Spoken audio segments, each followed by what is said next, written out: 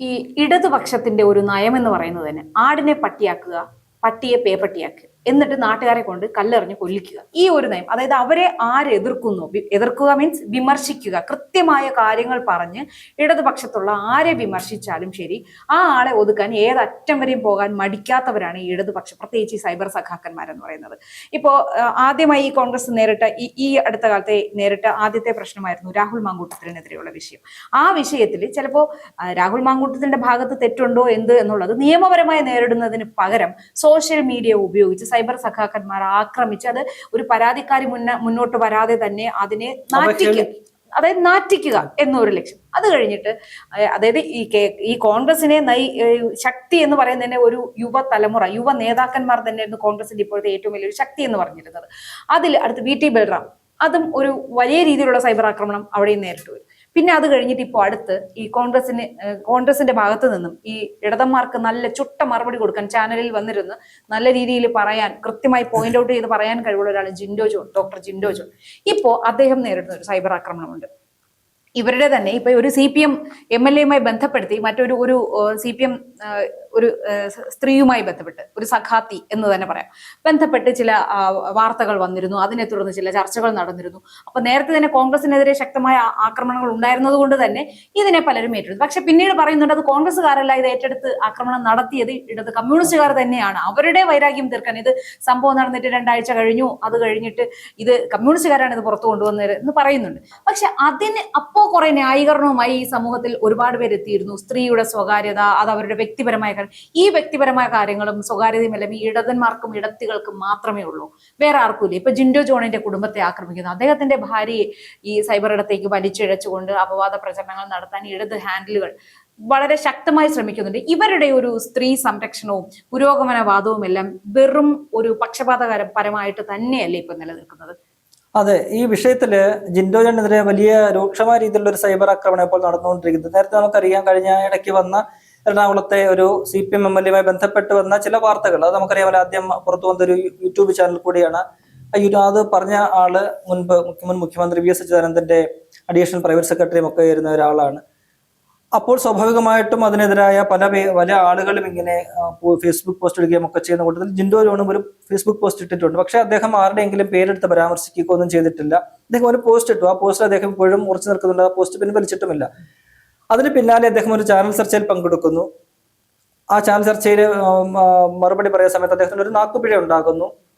ആ നാക്കുപിഴ അദ്ദേഹം പിന്നീട് പിറ്റേന്ന് അടുത്ത ദിവസം തന്നെ അദ്ദേഹം സോഷ്യൽ മീഡിയയിൽ കൂടി അദ്ദേഹം തിരുത്തുന്നു. കാരണം അപ്പോഴും തന്നെ അദ്ദേഹത്തിനെതിരെ ഈ പറയുന്ന CPM-ഉം അവരുടെ ഇപ്പോഴത്തെ ഒക്കെ ചങ്ങായിമാരായി BJP കൂടെ ചേർന്ന്, CJP ആണല്ലോ, അവർ ചേർന്നുകൊണ്ട് ചില നരേഷൻ ഉണ്ടാക്കിക്കൊണ്ട് BJP ഇദ്ദേഹത്തെ ഒരു വർഗീയവാദിയാക്കിക്കൊണ്ട് ഹിന്ദു വിരുദ്ധനായിട്ട് ചിത്രീകരിച്ചുകൊണ്ട് ഒരു ആക്രമണം ഒരു തരത്തിൽ നടത്തുന്നു. മറുവശത്ത് CPM-ഉം അവരുടെ സൈബറണികളും വേറൊരു രീതിയിലുള്ള ആക്രമണം നടത്തുന്നു. അങ്ങനെ വന്നപ്പോൾ അദ്ദേഹം ആ ഒരു രീതിയിൽ പാർട്ടിക്കെതിരെയാണ് ഇവർ ആക്രമണം നടത്തുന്നത്. അപ്പോൾ അദ്ദേഹം അത് ജിൻഡോനോട് അത് പ്രത്യേകിച്ച് ആ മാപ്പ് പറയുന്ന പോസ്റ്റിൽ പറയുന്നുണ്ട്, തന്റെ ഒരു നാക്കുപിഴ കാരണം പാർട്ടി ആക്രമിക്കപ്പെടാൻ പാടില്ല. നമ്മളിവിടെ പൊതുവെ എല്ലാരെയും ചില, അതായത് കുറച്ച് രസികന്മാരായ ആൺകുട്ടികളെയൊക്കെ കളിയാക്കാൻ കൃഷ്ണൻ, നീ കൃഷ്ണൻ കളിക്കുന്നു എന്ന് പറയില്ലേ, ആ ഒരു രീതിയിലാണ് അയാൾ ആ ഒരു പ്രയോഗം കള്ളക്കണ്ണൻ എന്ന് പറയുമല്ലോ. അല്ല, സുന്ദരിമാരായ പെൺകുട്ടി നീ ആര് ഐശ്വര്യ റായോ എന്ന് ചോദിക്കുന്ന പോലെ ലോലന്മാരായുള്ളവരെ കളിയാക്കാൻ വേണ്ടി നീ ആര് കൃഷ്ണനോ എന്ന് ചോദിക്കും. ആ ഒരു രീതിയിലാണ് അത് ചോദിച്ചത്. അതൊരിക്കലും ഒരു ഹിന്ദു ദൈവങ്ങളെയോ ഹിന്ദു വിശ്വാസത്തെയോ ഒന്നും കളിയാക്കുന്നതോ ഹനിക്കുന്നതായിട്ട് ഞാൻ തികഞ്ഞ ഒരു കൃഷ്ണഭക്തിയാണ്. എനിക്കൊരിക്കലും അത് കേട്ടപ്പോ ഒന്നും തോന്നിയിട്ടില്ല. അല്ല, സാധാരണക്കാർക്ക് അങ്ങനെ തോന്നത്തില്ല. നമുക്കറിയാമല്ലോ, BJP-യെ സംബന്ധിച്ച് അത്തരത്തിലുള്ള ഇപ്പോൾ ചില പേരുകളൊക്കെ ഇടാൻ തന്നെ ആൾക്കാർക്ക് പേടിയല്ലേ, അല്ലെ? നമുക്ക് നേരത്തെ അറിയാമല്ലോ, അടുത്തിടയ്ക്ക് ഒരു സിനിമയുടെ വിവാദം ബന്ധപ്പെട്ട് Janaki versus state of Kerala, എത്രത്തോളം നിയമപരണം അവർ നടത്തി. ജാനകി എന്ന് പറയുന്ന ഒരു പേരില് ആ കഥാപാത്രത്തിന് കൊടുത്തതിനെതിരെ അങ്ങേയറ്റത്തെ ഒരു വിദ്വേഷ പ്രചരണമൊക്കെ തന്നെ അവർ നടത്തിയ അവസാനം അവർ കോടതിയിൽ പോയിട്ട് കോടതി പോലും അതിന് അനുകൂലമായിട്ടൊക്കെ നിൽക്കുന്ന ഒരു കാഴ്ച നമ്മൾ കാണുകയുണ്ടായി.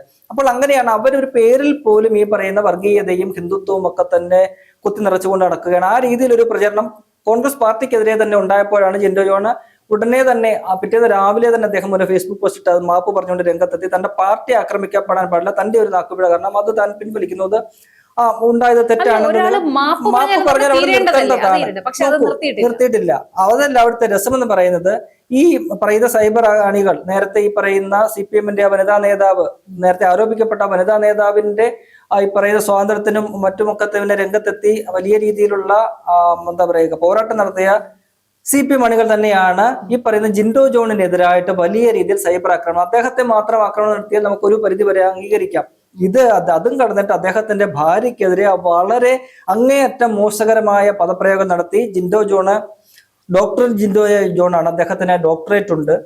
അതൊക്കെ തന്നെ വേറെ പല രീതിയിലും അദ്ദേഹം വാങ്ങിയതാണ്, ഒപ്പിച്ചെടുത്തതാണ് എന്നുള്ള രീതിയിൽ അദ്ദേഹത്തിന്റെ പങ്കാളിയൊക്കെ തന്നെ അധിക്ഷേപിക്കുന്ന രീതിയിൽ, രണ്ടു മക്കളെയൊക്കെ തന്നെ അധിക്ഷേപിക്കുന്ന രീതിയിലേക്ക് വലിയ രീതിയിലേക്ക് ഈ പറയുന്ന CPM-ന്റെ സൈബർ അണികൾ പോവുകയാണ്. അതിനെതിരെ ജിൻഡോ ജോൺ വലിയ രീതിയിലൊരു പ്രതികരണം നടത്തിയിട്ടുണ്ട്. വലിയ ദീർഘകാലം ഒരു പോസ്റ്റ് അദ്ദേഹം ഇട്ടിട്ടുണ്ട്. അതിന് ശക്തമായ മറുപടി അതിൽ കൊടുക്കുന്നുണ്ട്. പക്ഷെ ഇവിടെ ഒരു വിഷയം എന്ന് പറയുന്നത്, ഒരു വശത്ത് തങ്ങളുടെ വനിതാ നേതാക്കൾക്ക് വേണ്ടിയിട്ട് അങ്ങേയറ്റം അവരുടെ എല്ലാ സ്വാതന്ത്ര്യങ്ങൾക്കും വേണ്ടിയിട്ടും മറ്റു കാര്യങ്ങൾക്കും ഒക്കെ വേണ്ടിയിട്ട് ഘോരഘോരം ബാധിക്കുകയും അതിനു വേണ്ടിയിട്ട് പോരാട്ടം നടത്തുകയും ചെയ്യുന്ന പാർട്ടിയും ആ പാർട്ടി അണികളും, മറുവശത്ത് മറു പാർട്ടിയിലെ പ്രത്യേകിച്ചും കോൺഗ്രസിന്റെ നേതാക്കന്മാർക്കെതിരെ വനിതാ നേതാക്കളെ അല്ലെങ്കിൽ അല്ലാതുള്ള നേതാക്കന്മാരെ അവരുടെ കുടുംബത്തിലെ സ്ത്രീകളെ ഒക്കെ തന്നെ അധിക്ഷേപിക്കുന്ന, അങ്ങേയറ്റം മോശമായ മ്ലേച്ഛകരമായ രീതിയിൽ അധിക്ഷേപിക്കുന്ന തരത്തിലുള്ള സൈബർ ആക്രമണം നടത്തുകയും ഒക്കെ ചെയ്യുന്ന ഒരു പാർട്ടിയായിട്ട് അത് അധപ്പതിച്ചിരിക്കുന്നത്. എന്നേ ആ രീതി പാർട്ടി ആ രീതിയിൽ മാറിയിട്ടുണ്ട്. അവർക്ക് രാഷ്ട്രീയം പറയാൻ പറ്റാത്ത ഒരു സാഹചര്യത്തിലേക്ക് അവർ വന്നിട്ടുണ്ട്. ചേച്ചി നേരത്തെ പറഞ്ഞ പോലെ ഇന്ന് കോൺഗ്രസിനെ സംബന്ധിച്ച് അവരുടെ ഒരു ശക്തി എന്ന് പറയുന്നത് ഒരു യുവനിരയാണ്, വൈബ്രന്റ് ആയിട്ടുള്ള ഒരു യുവനിരയുണ്ട്. അത് ഒന്നും രണ്ടും മുതൽ ഇങ്ങനെ നീണ്ടങ്ങ് പോവുകയാണ്. ഈ പറയുന്ന ജിൻഡോ ജോൺ ഉണ്ട്, നേരത്തെ പറഞ്ഞ VT ബൽറാം, അദ്ദേഹം നേരത്തെ ഉള്ളതാണ്. VT ബൽറാം ഉണ്ട്, ഇപ്പൊ പറഞ്ഞ രാഹുൽ മാങ്കൂട്ടത്തിലുണ്ട്, നേരത്തെ ഷാഫി പറമ്പിൽ അദ്ദേഹം ഇപ്പോൾ തന്നെ ഒരു ദേശീയ തലത്തിൽ തന്നെ കോൺഗ്രസിന്റെ അറിയപ്പെട്ട മുഖമായിട്ട് മാറി. പിന്നെ ചാനൽ ചർച്ചകളിൽ വന്നിരുന്നു കൊണ്ട് ഈ പറയുന്ന എതിരാളികളെയൊക്കെ തന്നെ തേച്ചൊട്ടിച്ച് വിടുന്ന വസന്ത് തെങ്ങുംപള്ളി ഉണ്ട്, അനിൽ ബോസ് ഉണ്ട്, അതേപോലെ നമ്മുടെ ചാണ്ടി ഉമ്മൻ MLA ഉണ്ട്. അങ്ങനെ പറഞ്ഞാൽ തീരാത്ത രീതിയിൽ വലിയൊരു രണ്ടാം നിര ഇങ്ങനെ വളർന്നു വന്നുകൊണ്ടിരിക്കുകയാണ്. മറുവശത്ത് CPM-നെ സംബന്ധിച്ച് അങ്ങനെ അവർക്ക് പറയാനില്ല. അവർക്ക് DYFI പറയാൻ അവർക്ക് സംഘടനകളൊക്കെ തന്നെയുണ്ട്, നയിക്കാൻ നേതാക്കളും ഒക്കെ തന്നെയുണ്ട്. പക്ഷെ അവരൊന്നും തന്നെ ഇവരുടെ 7 അയലത്ത് വരുന്ന ആളുകളല്ല. BJP സംബന്ധിച്ച് അങ്ങനെ പറയാനേ ഇല്ല. എത്ര പേരുണ്ട് അവർക്ക് യുവ നേതാക്കൾ എന്ന് പറയുന്നത്? ഇപ്പോഴും പറയുന്ന പോലെ മുതിർന്ന നേതാക്കൾ തന്നെയാണ് ആ പാർട്ടിയിലുള്ളത്. അപ്പോൾ കോൺഗ്രസിനെതിരായിട്ട് ഈ നേതാക്കൾക്കെതിരായിട്ട് വലിയ രീതിയിലുള്ള ഇവർക്കൊരു ടാർഗറ്റ് ഉണ്ട്. ഇവർ ടാർഗറ്റ് ചെയ്യുന്ന ഒരു രീതിയുണ്ട്. അതിന്റെ തുടർച്ചയായിട്ടാണ് ഈ പറയുന്ന പോലെ ജിൻഡോ ജോണിനെതിരെ ആണെങ്കിലും മറ്റുള്ളവർക്കെതിരെ ആണെങ്കിലും ആക്രമണം നടത്തുന്നത്. അതവർ ഇങ്ങനെ മുന്നോട്ട് കൊണ്ടുപോവുക. എന്തായാലും ജിൻഡോ ജോണിനെതിരായിട്ട് അങ്ങേയറ്റം അധിക്ഷേപകരമായ രീതിയിലാണ് അവർ ഈ പറയുന്നത് പോലെ ആക്രമണം, സൈബർ തലത്തിൽ ആക്രമണം നടത്തുന്നത്. അത് അവരുടെ പ്രഖ്യാപിത നിലപാട്. നേരെ തൊട്ട് അവരുടെ വനിതാ നേതാവിന് വേണ്ടിയിട്ട് അവർ വാദിച്ചുകൊണ്ടിരിക്കുകയാണ്.